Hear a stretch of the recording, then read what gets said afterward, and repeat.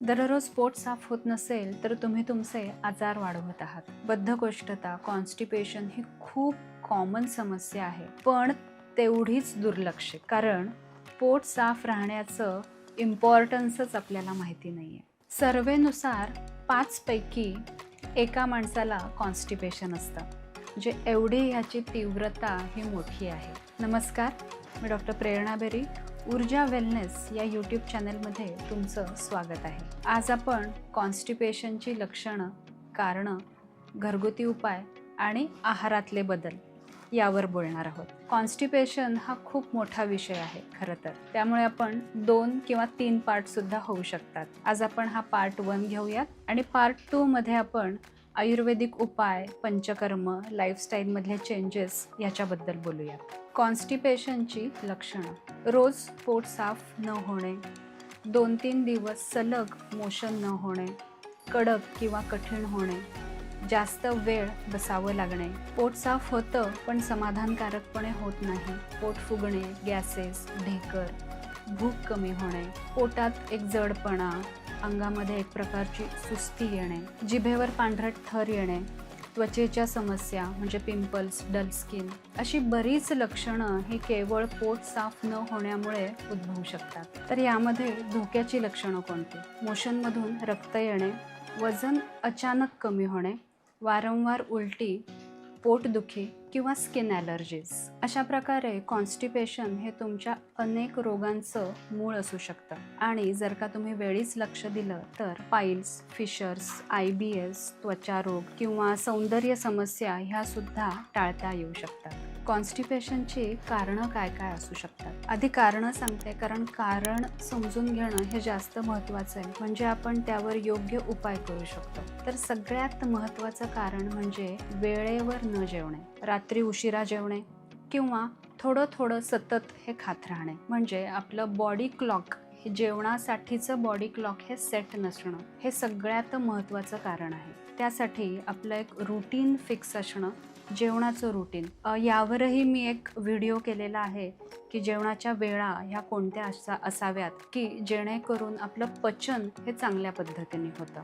तर तोही व्हिडिओ तुम्ही नक्की बघा. रात्री खूप उशिरा झोपणं किंवा झोप पूर्ण न होणं हे सुद्धा कॉन्स्टिपेशनचं एक महत्त्वाचं कारण असू शकतं. चुकीचा आहार हे सगळ्यात महत्त्वाचं कारण कॉन्स्टिपेशनचं. प्रोसेस्ड फूड, पॅक फूड, तळलेले पदार्थ, बेकरीचे पदार्थ, पॅक फूड म्हणजे जे काही आपण फोडून खातो ते सगळे पदार्थ यामध्ये आले. त्यानंतर थंड आणि कोरडे पदार्थ, चहा कॉफीचं प्रमाण हे जास्त, अन्नामध्ये फायबरचं प्रमाण कमी हे सुद्धा एक महत्त्वाचं कारण कॉन्स्टिपेशनचं आहे. संपूर्ण दिवसभरामध्ये पाणी कमी पिणे हे सुद्धा कॉन्स्टिपेशनचं कारण होऊ शकतं. आपली जीवनशैली ही सुद्धा कॉन्स्टिपेशनला कारणीभूत असू शकते.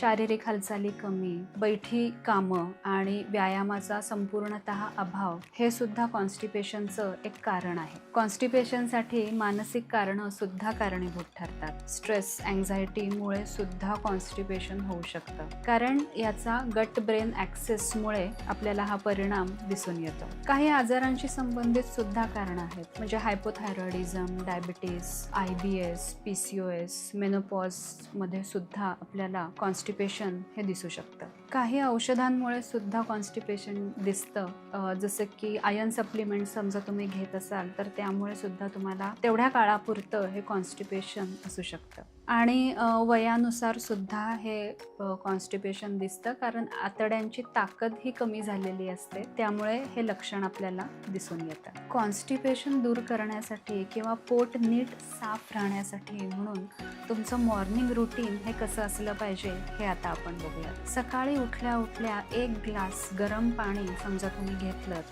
तर त्यामुळे आतड्यांना चालना मिळणार आहे. म्हणजेच आपला अपान वायू जो आहे तो सक्रिय होऊन पोट साफ व्हायला मदत होऊ शकते. 1 चमचा जिरे पाण्यामध्ये उकळवून किंवा तुम्ही रात्रभर भिजवून सुद्धा घेऊ शकता. हे समजा तुम्ही घेतलं तर त्यामुळे पचन सुधारतं आणि गॅसेस सुद्धा कमी व्हायला मदत होते. बऱ्याच जणांकडून ही चूक होते की मोशन आलेली आहे म्हणजे ती अर्ज आलेली आहे, पण तरीही ती दाबली जाते. कारण सकाळची बऱ्याच जणांची ही घाई असते की कामाला जायचंय, अजून काय डबा आहे किंवा अजून बरीच वेगवेगळी ही कामं असतात. त्यामध्ये आपण हे महत्त्वाचं काम हे आपण बाजूला ठेवतो.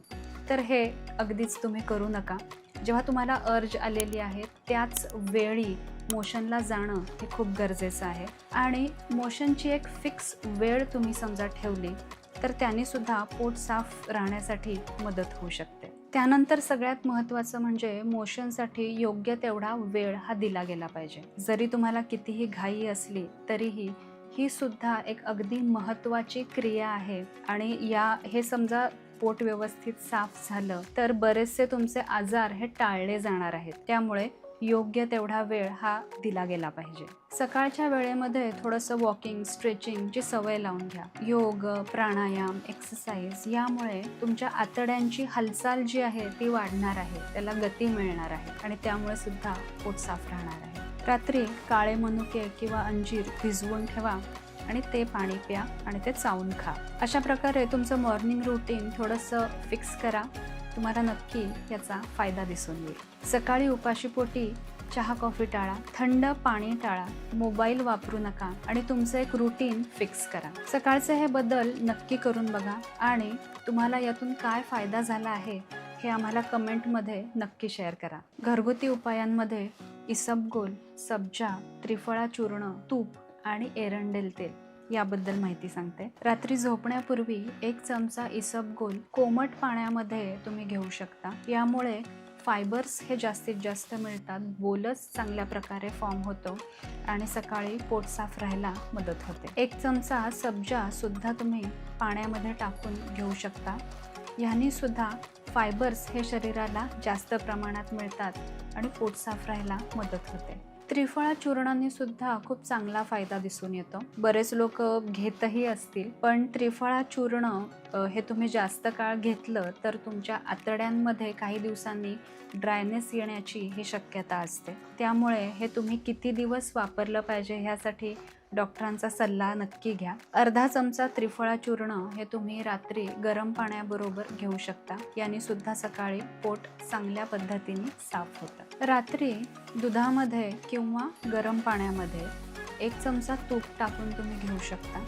यामुळे सुद्धा पोट साफ होतं. ज्यांना पित्ताचेही काही आजार असतील म्हणजे उष्णता आणि कॉन्स्टिपेशन असं दोन्ही असेल तर तुम्ही तूप हे नक्की घेऊ शकता. यामुळे आतड्यांना स्निग्धता येते आणि पोटही साफ राहतं आणि पित्त सुद्धा कमी होतं. एरंडेल तेल 2 चमचे तुम्ही गरम पाण्याबरोबर घेऊ शकता. याने वातशमन होतं, आतड्यांना चालना मिळते आणि पोट साफ राहायला मदत होते. आहारामध्ये जास्तीत जास्त फायबर असलेल्या भाज्या ह्या खाल्ल्या गेल्या पाहिजेत. यामध्ये पालेभाज्या, पालक, मेथी, शेपू, फळभाज्यांमध्ये दोडका, दुधी भोपळा, घोसाळं, पडवळ हे तुम्ही खाऊ शकता. त्याचप्रमाणे वेगवेगळ्या चटण्या सुद्धा तुम्ही घेऊ शकता. कारळे, जवस यातून सुद्धा तुम्हाला फायबर्स मिळतात. मुळा, गाजर यातून सुद्धा तुम्हाला फायबर्स मिळणार आहेत. त्याचप्रमाणे तुम्ही गव्हाच्या ऐवजी ज्वारी, बाजरी, नाचणी हे समजा भाकऱ्या खाल्ल्या तर त्यातूनही फायबर्स हे जास्त प्रमाणात मिळणार आहेत. फळं खाल्ल्याने सुद्धा आपल्याला खूप चांगल्या प्रमाणे फायबर्स मिळतात. यामध्ये एस्पेशली